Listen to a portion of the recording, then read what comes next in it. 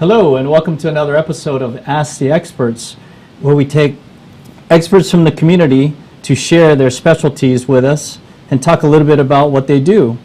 I am honored to have two doctors today from the community to talk about something that I saw and experienced firsthand, and it's something that's very cutting edge in our community right now, and it's called brain fitness. And it's something that I've never experienced or saw, and when I saw it, I thought, wow, this is something that we do fitness on our bodies, but really, do we do fitness on our brains? So I have two experts today in our community, Dr. Irene Yamamoto and Dr. Hana Yin, to talk about what they do with the brain. So I'm going to start with Dr. Yin. How did you get into this field of brain fitness? It's quite a sad story, but the ending is perfect. Okay.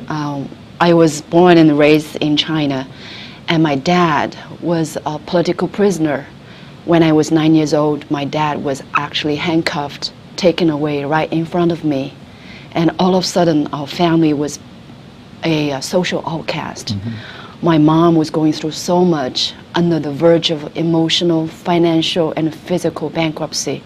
So she was a very angry woman, but she didn't know, as a naturopathic doctor herself, didn't know how to discharge all these angers. All she knew just lashed out on me.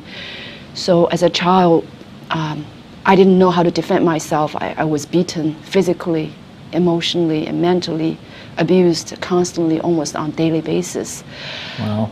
And that was something I thought I had to live with the rest of my life until I went to Brain State Technology. They offer this extensive course for post-traumatic stress disorder. At that time, I just realized all these hyperventilation, chest pain, insomnias, angers, drinkings are all related to do with my trauma as a result of a post-traumatic stress disorder. And after I got myself trained on that, there is no return. And I know, and I know, and I know there's no way that I will choose anything else but giving the society, giving the community of what I know. There is a way out of misery. There is a way out of pain. There is an alternative way, naturopathic way, without drugs, to take care of all these trauma prints in the brain. Well, you know, we've been told for our whole lives that your brain controls the body. So Right. I think that with your technology now, you're trying to show people that that is true. Absolutely, yes. Dr. Yamamoto, how did you get started in the brain field? Well, I met Hannah about 6 months ago, Mm-hmm.